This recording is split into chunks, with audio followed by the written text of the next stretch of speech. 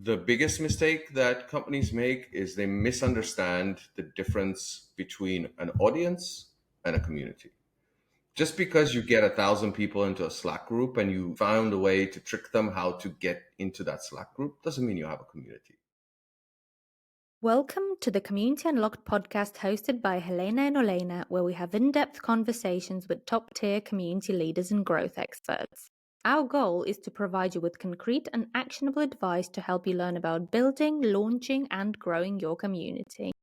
Today, our guest is Mindaugas Petrutis, a community builder and connector and an accidental CEO. From his early roots in the hospitality sector in the Canary Islands to his exploration into design recruitment, he has consistently found joy in fostering meaningful connections. 3 years ago, he channeled his passion into Coho, where he has curated an impactful platform that centers around peer-to-peer learning and shared leadership experiences.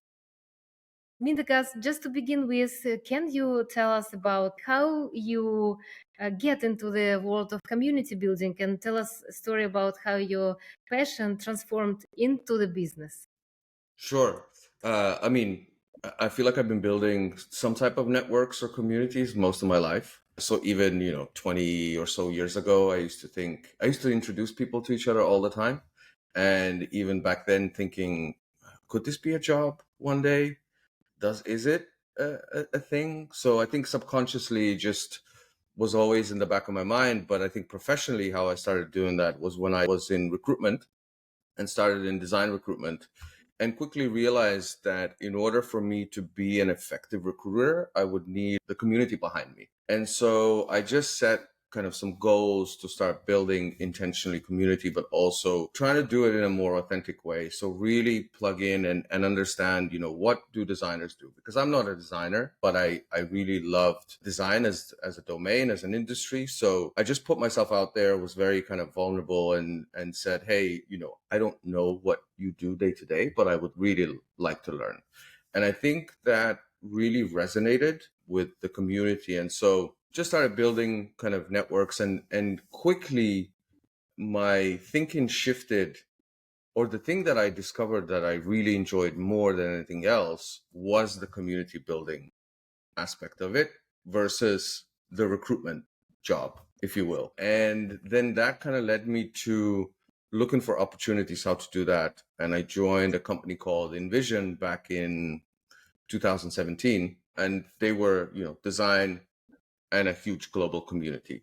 So it was perfect for me. And they were obviously a product, and they were growing community. They had a huge audience, but then different segments of community, from leadership community, user-based community. And so I joined them and was responsible for building out the leadership community in Europe to start with.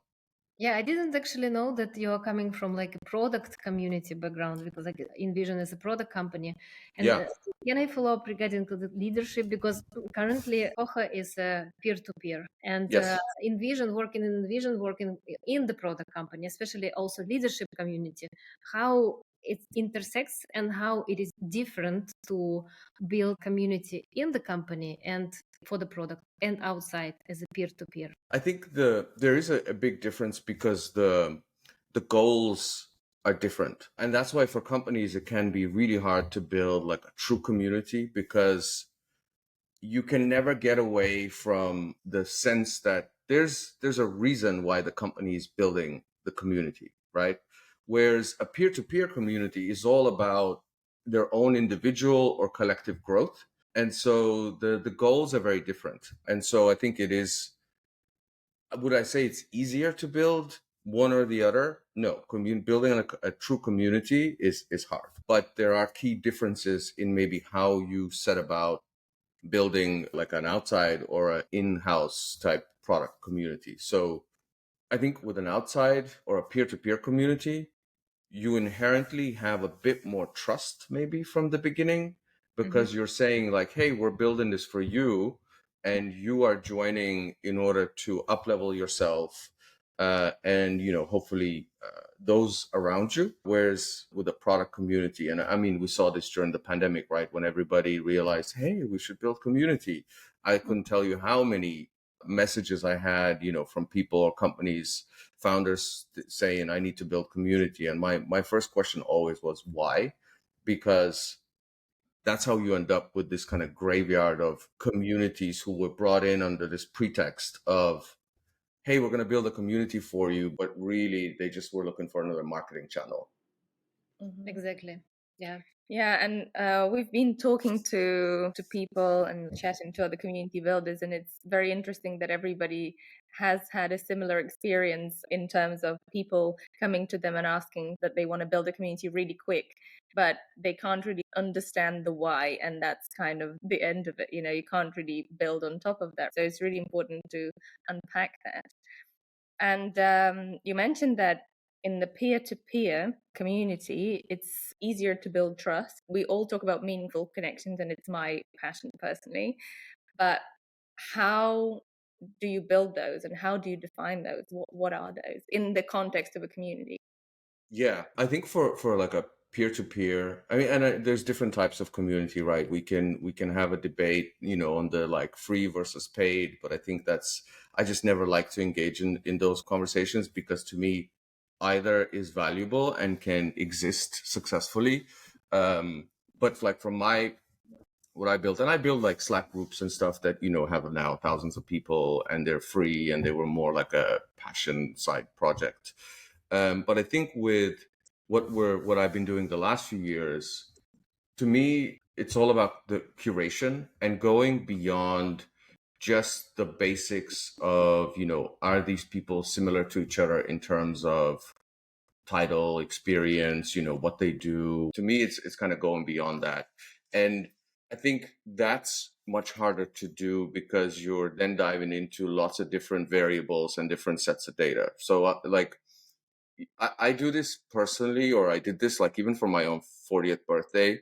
As a quick story, I curated the people who were invited, who I wanted to be there. And I had some like really old friends who have been friends, we've been friends for 15 years, and some new friends that maybe happened to be in town. This was in Lisbon. And it was really cool to watch my intention and my thinking of how I curated the invite list to then what that translated to immediate deep relationships. So two people ended up traveling the world together.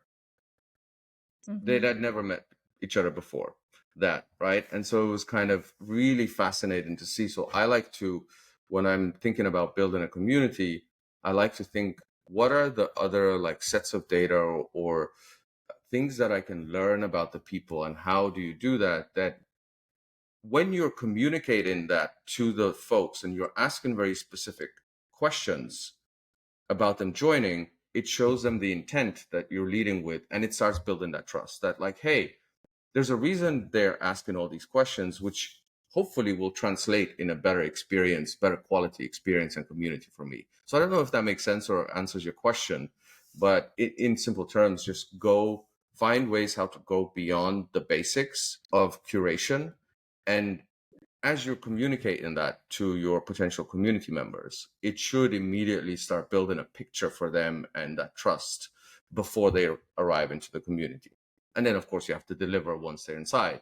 But it should start from the very early stages. So what you say on your landing pages to, depends how you onboard or how you accept members, what type of questions you ask in the form, all the way through. There's lots of different, I think, points where you have the opportunity to build that trust, and the only way you can do that is by going beyond the basics.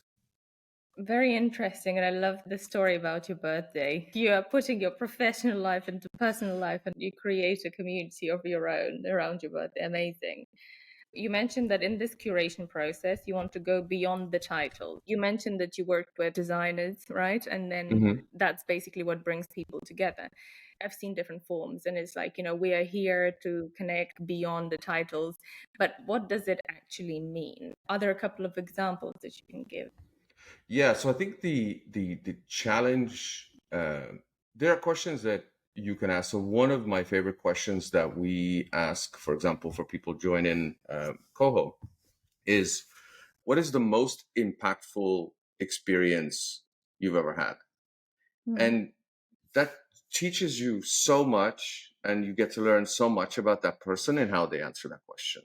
And the problem with that question, so there's obviously rich things that you can learn in how they tell a story, what they talk about, right? And you get to learn more of a personal side, because we always lead like, connect your LinkedIn to this form and we'll just take, all your details. That's what we always lead with, to get the basics of, like, if you're curating your community. And but asking those kind of questions unlocks a more personal side, that you can then, hey, maybe like two people that have never met each other before, but they talked about, I don't know, doing some mentoring trip to some part of the world, and they were there around the same time, but they've never met each other before. You now know that, and you can connect them with each other on a much more meaningful basis than just because they're both head of design, right? And Mhm. so there's a beauty in asking those kind of questions and then translating it back. But the challenge lies, it's an open-ended question. And how do you extract that info at scale and then do something with it is the challenge. So that's one question that, like, for me, is how I learn the most. And another example, now how we onboard people into Coho is we onboard people in small groups once a month. And once they've gone through the onboarding process, we host nearly like a mastermind style welcome event. So it's a small group, and I lead with two questions on how I kind of facilitate that conversation. What is your current biggest challenge? Like, what's keeping you up at night? Because you learn so much that is never going to be on a form, or maybe people just didn't have time to really, take time to think and fill that out. And then the other one is, what's something that recently inspired you?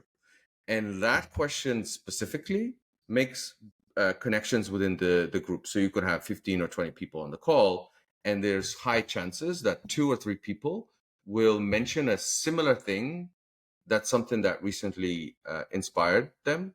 And guess what? You've just connected them on a more deeper level than, again, just going beyond titles and job Mhm. experiences.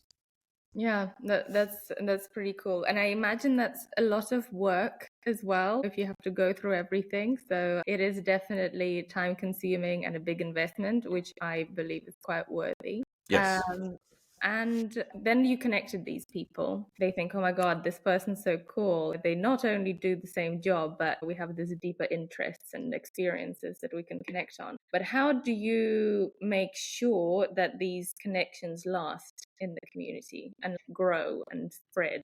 So how do you nurture it? Yeah.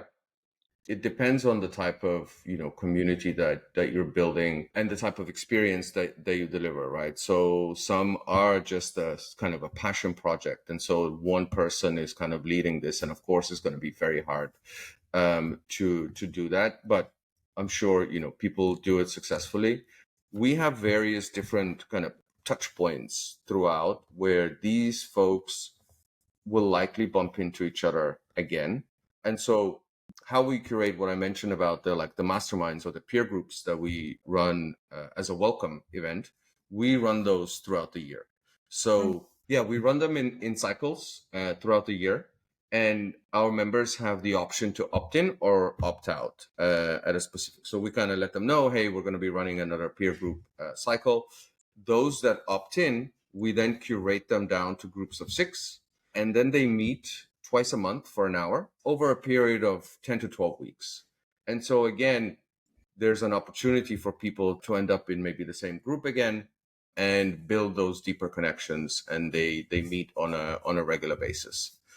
So that's probably the biggest way that we do that.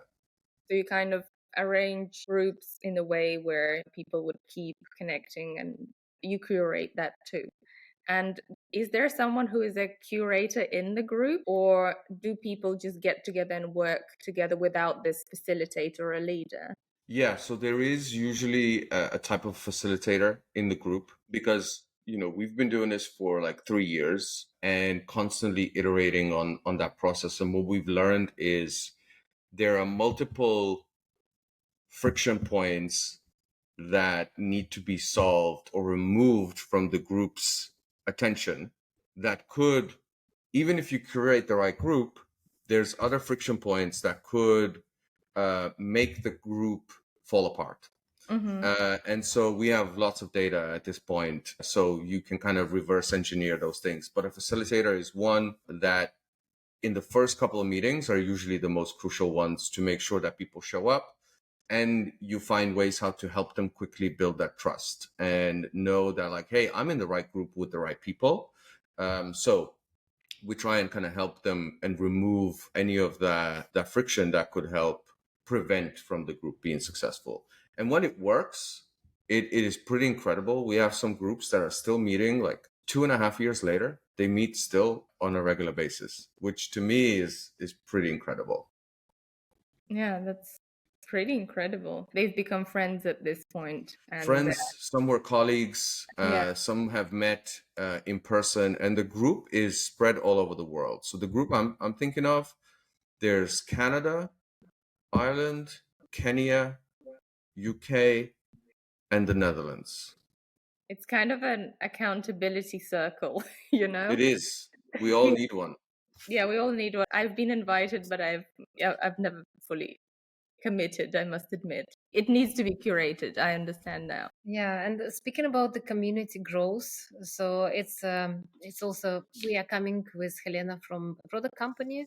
So and then the product is always about the growth, growth, growth, grow the community, get like 1,000 people in the community. But for me, this metric makes no sense. You can have 1,000 people, but the random people came once time, and there is no engagement. So my question is the health of community, is it growth that important? What is important? Engagement. Yeah, then engagement, how from your side you can think of measuring the success of community? Mm. This is the ever persisting battle, right? Of a like especially product. I mean, I saw that at Envision too. Um, in some ways, I think every company deals with that because from start, I think as much as there are so many companies building communities and there's so many community professionals at the like leadership or executive levels, community is still very much misunderstood. And that's when then you say things like what you just Mm-hmm. said. Mm-hmm. I think it's just this forever going battle. I don't know how it changes. Maybe we get some like true community builders at a C level at some point, at like these huge companies who maybe pave the way and really show and understand what are the true important metrics. To me, I think I agree the metric of like more people in the community means absolutely nothing. But I think the biggest mistake that companies make is they misunderstand the difference between an audience and a community. Just Mm-hmm. because you get 1,000 people into a Slack group and you found a way to trick them how to get into that Slack group doesn't mean you have a community. A community is an exchange of value. To me, at its simplest core of what it is, it's an exchange of value. And and so if you've just dragged 1,000 people into a Slack group and you're just, I don't know, posting something, that's not an exchange of value. You're expecting them to give you something, but you're not giving them anything first to feel connected to. And so I think it's such a minefield of misalignment of intentions from lots of different ways. But again, I think a lot of companies make the mistake of thinking an audience is a community. It's not. Exactly, couldn't agree more. Yeah, couldn't agree more. And we keep talking about it, and somehow almost everyone I know has come across that where they struggle with this. But how do you communicate to the leadership? It's learning how to speak their language. Mm, Knowing that the executive team will not care about the fluffiness of a community that you're trying to communicate, right? So mhm, the way you talk about what you do as a community manager, leader, builder, the way you talk about it publicly, the way you talk about it to your community, your friends, your family, whatever it may be, an executive could not care less about any of that language and they will not understand. The only thing they care about is how does this translate to business growth? And the only way you can do that and this is where it is that tension becomes like, as if you're a true community builder, and I struggled with this too, where you are then placing numbers onto the people, right, that Mhm. you're building the community for, and that can be an eternal struggle. But I think it's, as long as you can get comfortable with that and find ways how to translate the people that you have in the community, or the activities that are taking, or whatever way your product, community is structured, or what happens in there, to some numbers, to say, having these leaders in our community from these accounts translates to, I don't know, potential ARR of X, Y, and Z, and then show how you can do that, right? So I used to do this a little bit at Envision, where we would host, like, part of my job for like 2 years before the pandemic was hosting leadership dinners all over the world. What I used to do, though, is, I mean, you would be inviting people from your target accounts, or existing, that maybe you haven't been able to like grow or break into.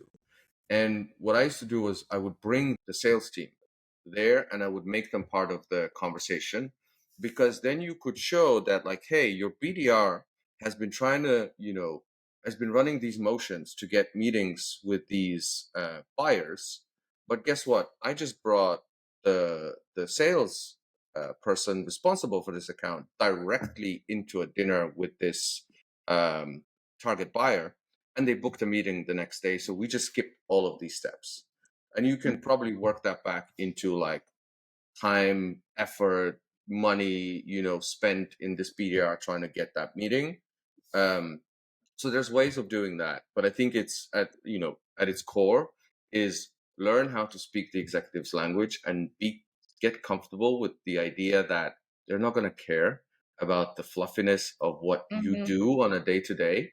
They're only going to care about, what is the business growth by us having this community. That's, to me, is the only way. I literally would just go with a couple of slides, no fluffiness, no, like, beautiful things are happening in the community. I would just go, here are the people here are the logos, here's how we're driving, business outcomes and growth. Here's how much, maybe we've potentially opened up some accounts that we haven't been able to do so. Place a number at the top of it, whatever it is, stick a dollar sign on it, and I think you'll have much different conversations. That is a very good point. Somebody said it to me once, and me as a community builder was like, no, but It's what tough. about what about all the connection? What about everything? To me, the meaning, the true meaning is in those connections, and Of like the course. love and all the collaboration that's going on in there, and all the, all the fluffiness that they would call that is what I love most and what I think is most important. But totally, we have different priorities, and it's important to find the common language. Yeah. Absolutely. 100%. And yeah, I mean, you just said it so well. That's the, and again, I think if you're joining a company and you're tasked with building a community, you're gonna have to get comfortable feeling that uncomfortable feeling, Mhm. and speaking a different language, while knowing that still you're still delivering value to your community. But a product community is very different to any other type of community, right? There are business goals and resources from a business being distributed. Your own salary Mhm. is part of that.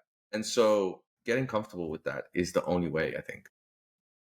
Absolutely, absolutely. And I'm going to take it with me from this conversation. I mean, it's a big one, and I think it's a big one for a lot of us community people. It is certainly a learning we need to get comfortable with.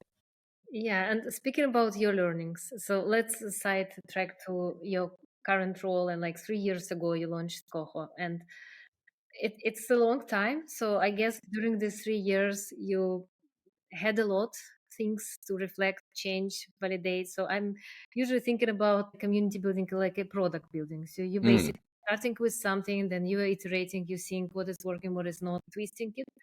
I saw that Coho for me, it's like not even a community, it's like a platform for me, platform of peer-to-peer learning. And can you tell us maybe some practical tips how you build it, what you changed, what was the initial version hypothesis which failed or otherwise was really successful. Tell this maybe story of like how Coho grew during these 3 years. Sure. So I think the story actually starts way before the 3 years.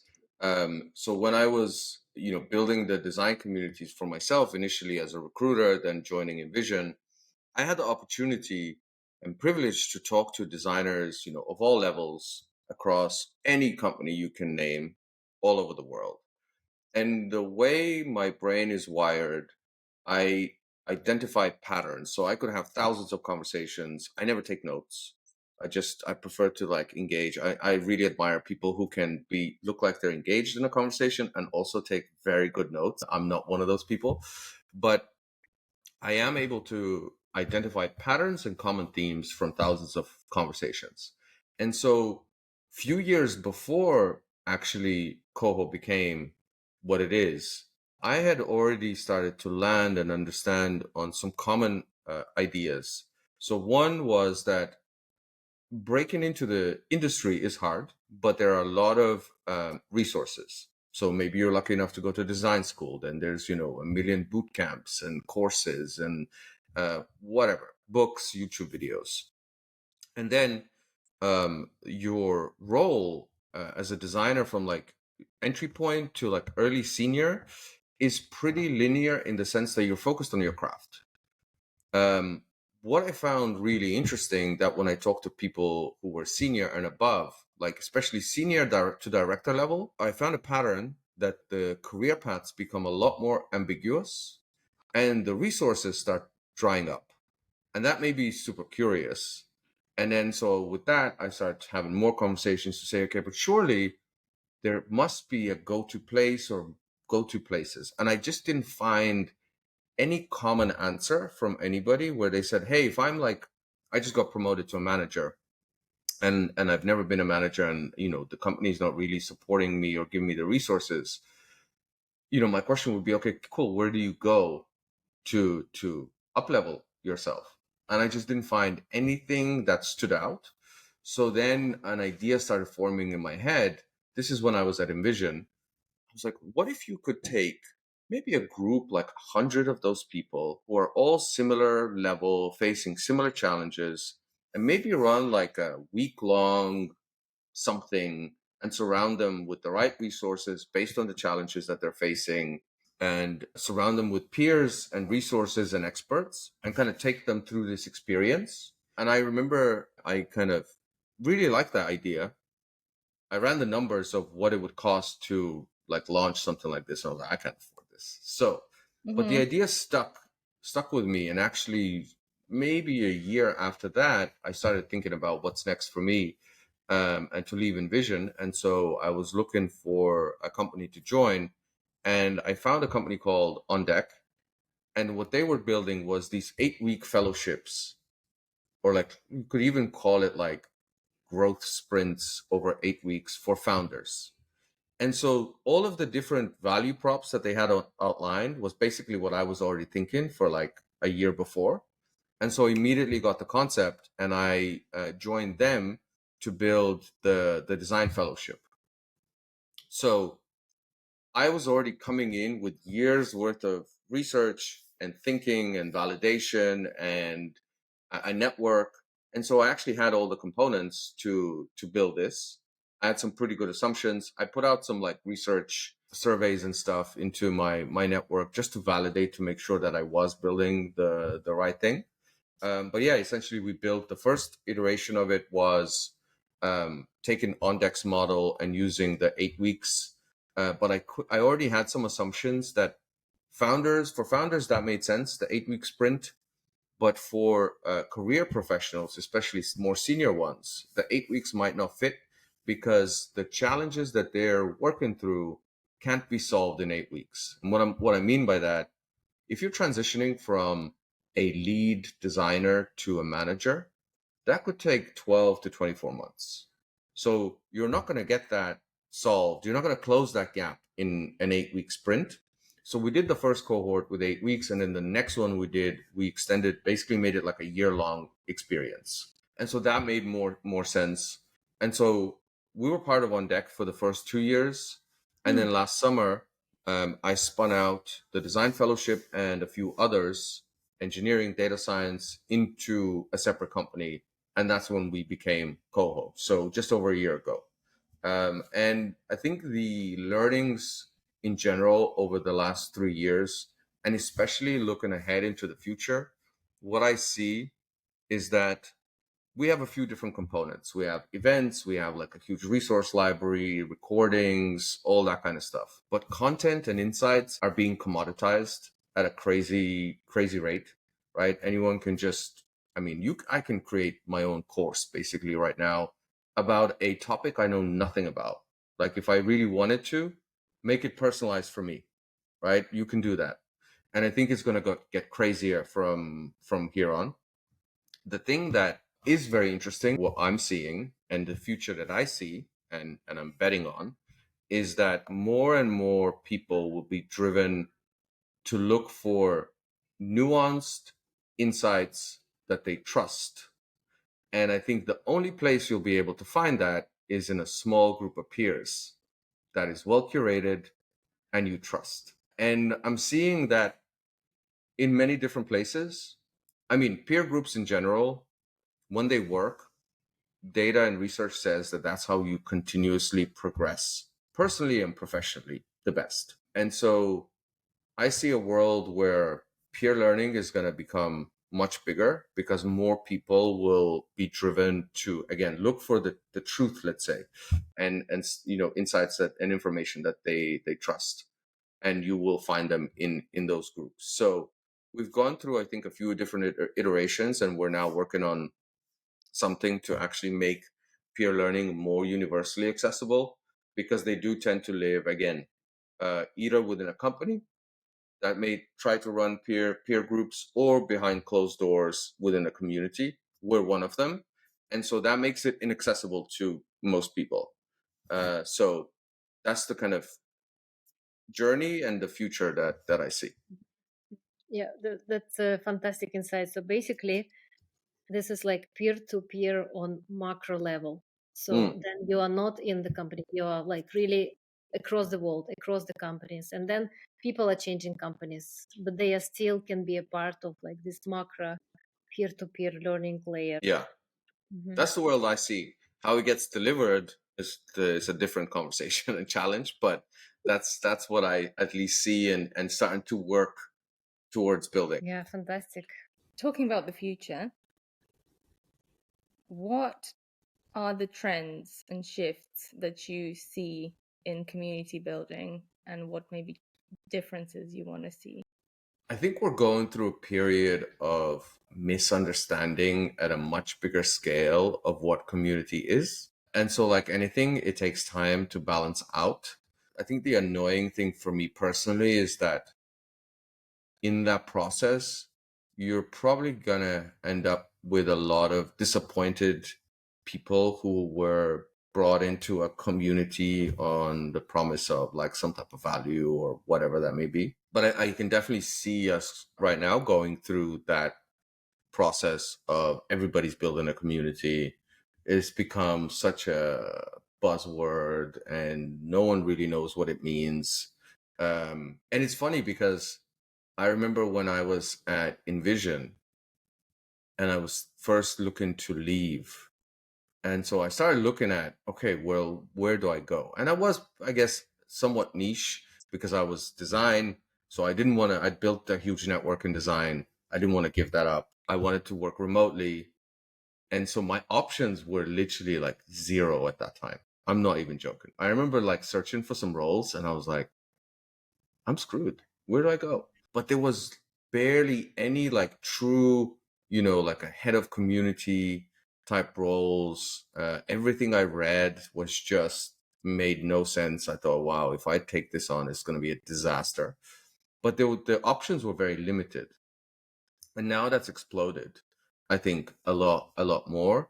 Um, so I think what I would like to see is, one, I think companies somehow figuring out what a community really is and also the value it can bring to the business and utilize it in the right way and actually free their community managers that they keep hiring to do the right things. And I think in general, I see the need for like the true concept of community growing much bigger as AI pushes us to a world of I don't know what.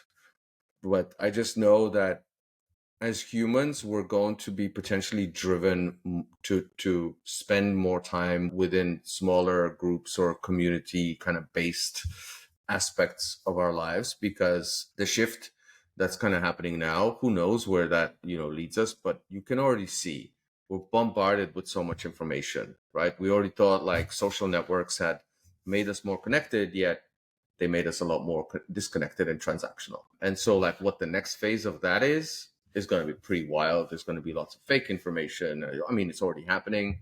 And so we as people most likely will be driven to more community based networks of some sorts where we can feel like what's been said we can trust. That's a weird way to maybe phrase it, but I just feel like that's where we're going, unfortunately. Or fortunately, it Or means fortunately, more space for communities. I think done the right way, for sure.